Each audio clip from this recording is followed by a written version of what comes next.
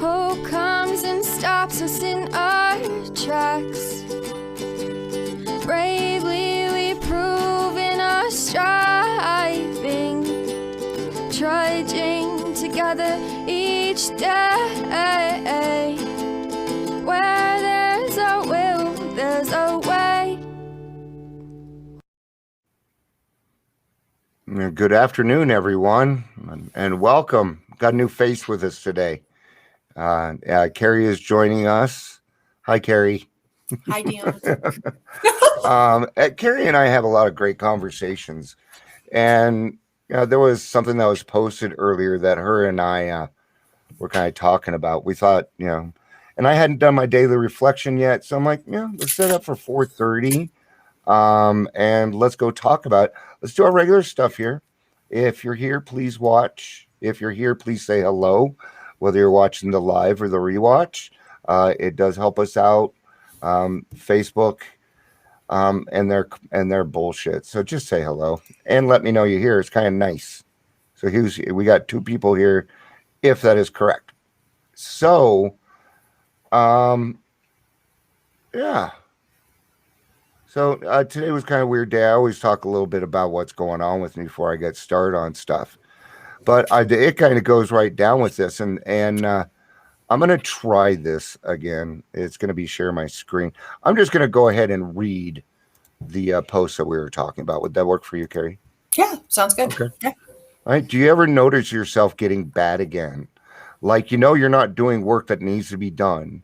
You're not cleaning. You're not taking care of yourself. All things you need to do to start to feel better, but you just can't. And notice that word doesn't say won't, it says can't. It says that we can't do it. Hi, Chris. Hi, Gary. Good to see you guys. Good to see you. So, today was kind of, I go through those days too, where it's like, and it's those days when everything kind of feels overwhelming. I have to do the dishes, and I have to do this, and I have to do that. And I start to get into my own head, and before I know it, it's a very huge deal. Mm-hmm. It's a big deal to me. Was there something that was going on with you that you kind of agreed with that post, or? Yeah, it just kind of, for me anyway, it's just been a cumulative of not so much events, but feelings and like emotional triggers that had popped up that I didn't realize at all, really. Okay. Had just kind of like, they crept up on me. And, we talked about things creeping up on us and how to, we're responsible for our own triggers and whatnot. But I didn't expect some of the emotional stuff to build up within. And I kept thinking to myself, what's wrong with me? Okay. Like, and I'm then doing what I'm supposed to be doing. Yeah. And it becomes a vicious circle again, because it's so easy to get lackadaisical on our program and go backwards. Even if you're attending meetings and stuff, it can still, it's just like when you speak of like, especially the mental health piece side, which is, the underneath layers, like here's our recovery. And then, recovery can be going along just like this, right? Without the drug or whatever, or the person or the chaos that we're addicted to, you can remove all that, but there's still all those little layers underneath. And I was just kind of broadsided with a brick when I realized in therapy on Friday that I was not processing any of it. I was just moving on. Oh, okay. Yeah, we were talking about, earlier in our meeting that forgiveness is not about forgetting. And it's the same thing with our past.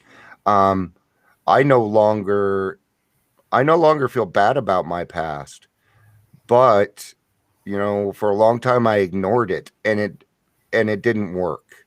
Like it just didn't happen. There were too many things to remind me of those things that did happen. Like you were saying, those triggers. Yeah. And some days we could be going along, happy, merrily skipping along, and bam, trigger. Yep. And I'm a different person in 2 seconds. Yeah. And, I'll just be honest. I went this past week, I think it was 4 days, and didn't shower, barely left my room. Even when we talk about the self-care things where you ask somebody, were you drinking water? Were you eating? Yeah, I was doing that stuff. But the things as far as like getting the sunshine and like, I just didn't have it in me. I just didn't even, like you had said, just didn't care. Yeah. Where you get a case of the, fuck it, man. And I'm not going to say I don't have those days, but thank God for my my steps 1, 2, and 3 in that foundation. Because those days are going to happen when I'm going to turn around and be like, I haven't done a thing for me today that I usually do. I related to that post because when I was when I got this morning, I was supposed to be up a lot earlier, and my wife woke me up at 11. We got to leave at 11:30, and I'm not a rusher. If you rush me, so I wasn't able to do my meditation, my daily reflections, and I felt it when we left the house. So I hit a Zoom meeting on the way. Get down from there. You guys are used to hearing me yell at my animals. Get down. See, everybody laughs when I yell at the animals. It's just yes, I finally realized that it's not. I mean, I was waiting in my room for that, from some like aha moment or the right thing in a meeting or in a Zoom meeting or, people and the wonderful things and like, some suggestions like to go read a book or some other things or go buy this or go buy that. And it was just, I think there was something inside of me. It was just finally was saying I needed to rely on myself from that strength inside. Yeah. Not a tangible thing, not another person. That's right. And that's emotional recovery, our lives change because, a few years ago, that may not have been what came out of your mouth, but now that you've dug into emotional sobriety and figured out these things, at least we can become aware of them. Like a lot of times I'm aware that I'm doing it. I'm not willing to change it right now. Yeah. And that can be okay. Just, and how to don't stay there, but it could be, there are some days I ask my tummy, what do you want to do? And I can't find one thing to make me happy, and I walk around frustrated. Yeah. And it's hard because you don't want to be negative. You go through gratitude list, your blessings and all this other stuff, but I knew not to unpack in it, stay in it. But you hit a point for me and kind of to help turn things around. And I'm not saying that it was a pretty turnaround. My other half of the family gets to see more of the tears and the huff and the puff. But that person saying, somebody saying, not really having any advice, but just saying, yeah, I get it. I get it. A lot of times that's all we really need to hear is, hey, I know where you're coming from. My suggestion to people on a lot of that stuff, if somebody's going through and that they're going through trauma, don't ask them. Don't ask them what's going on. Don't ask them if you can help. Because they're going to tell you you're already doing it. What you do is say, hey, I'm proud of you. And if you need me, I'm right here, no matter what it is. Because we don't want to be undervalued, man. Especially by our own people in AA, by our friends in AA. That can really hurt being discounted because of our feelings. And I get it. Nobody wants to be around me. I don't even want to be around me when my PTSD. Exactly. And that's what, my two older sons, I don't know, my oldest one might remember it from a while ago when he was younger, but a lot of it was masked with the alcohol and the drugs and stuff. But I think, Dion, you and I both have kind of talked about this, whether it's PTSD, but you've got everything going on in here. And then the exterior of the family or the dog barking in the yard behind you. Grateful for the yard, but not grateful for that dog, right? Yeah. And it just escalates and escalates and escalates. And it just sometimes I have learned in another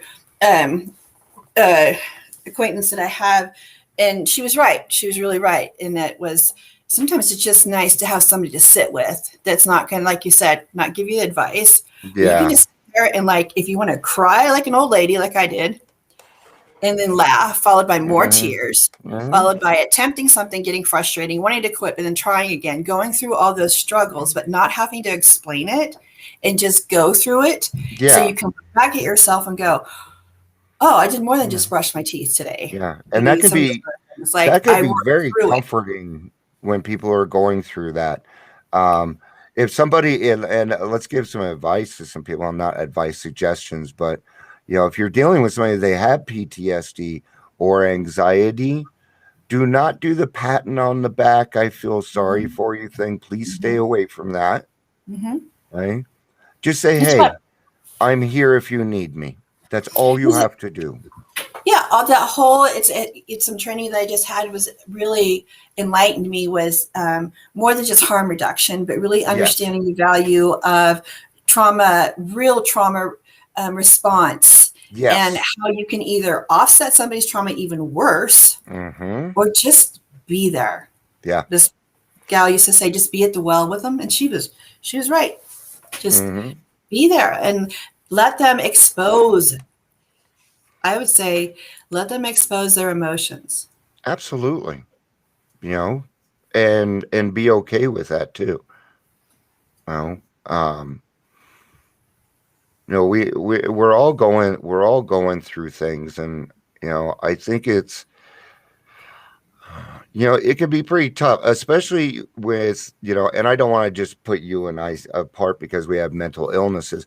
Actually, the way that I see it is this is every alcoholic I've ever met has a mental illness, whether they're willing to admit it or not. It's something entirely different. But you can certainly still stay sober and not Mm-hmm. work on those. But then there's a set where trauma becomes a factor. And what I'm really learning right now is that when the trauma happens, because I don't know if people understand this, let's say I have a trigger.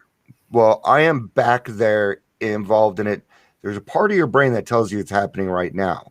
It's the Mm-hmm. part of the brain that tells you that you need to react to something, there's danger happening. Mm-hmm. That's why we get defensive in the way that we are.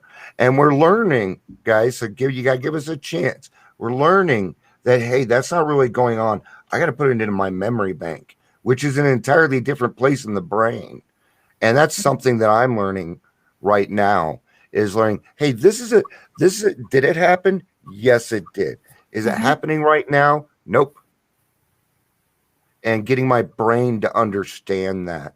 Mm-hmm. I've been doing a lot of CBT, obviously, because I'm talking about it. So, and it's DBT and working. CBT, all that, and mindfulness is really helpful. And I learned a new one the other day, Dan. It was like to actually like a dyad, but with myself, have two chairs.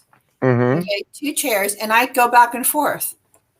So when I'm talking myself out of things, or if I'm trying to get myself into the negative zone, going back Uh-huh. and forth and like having that conversation, taking it out of my head and putting it, I'll probably sound crazy to the rest of the house, but if Mm-hmm. it's going to help the rest of the house feel safer from me Mm-hmm. when I'm emotionally that raw and that drained, Yeah.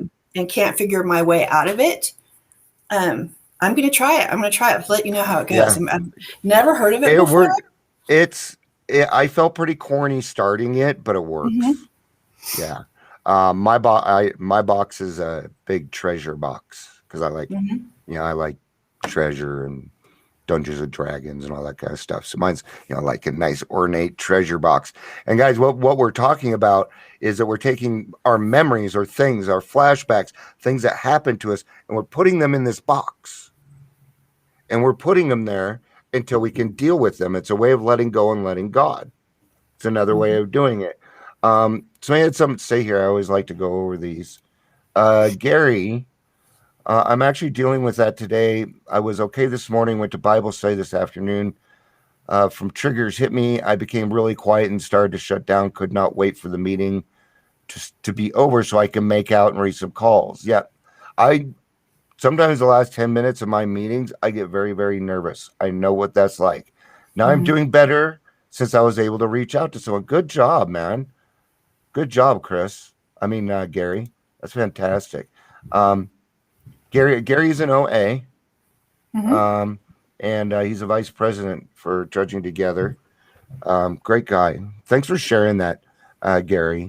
That you guys, this stuff can happen, and sometimes you'll go to a meeting and it still doesn't feel better. So what he said, he reached out to certain people intentionally, Mm-hmm. because those were his people. So good job, man. I want to go back to something that Chris Hill put on there. Doesn't helping people work. I had reached a point lately, Chris, where I was afraid to even help, being of service. I was afraid that my stuff would spill over into their space. So I was really, actually, for the first time ever, just flat out fearful of not being able to say the right thing, which we're not supposed to fear anyway. Just to sit, that is how isolated I had become all of last week until Wednesday. Yeah. So a good 10 days. It's been going on for a month. And you're probably being honest with yourself. I know you well enough, Carrie, that I feel like I can say that. Maybe you needed to go through that right now. Maybe you just had too much going on. I still know you always have a shit ton going on. So, you do what makes you happy. Because what makes people like you and I happy is helping other people. So that's why I know I can say that. So yeah, great topic here, guys. We are out of time unless we want to keep on going. We can talk a little bit more. I'm fine. Why don't we do daily reflection, talk about it a little bit, and then we'll just I bet it goes with what we're talking about. It always does. October 9th, right? Yeah. A spiritual axiom. It is a spiritual axiom that every time we are disturbed, no matter the cause, there is something wrong with us. Yeah. I never truly understood the 10-step spiritual axiom until I had followed the experience. I was sitting in my bedroom reading into the wee hours when suddenly I heard my dogs barking in the backyard. My neighbors frowned on this kind of disturbance, so with mixed feelings of anger and shame, as well as fear of my neighbors' disapproval, I immediately called in my dogs.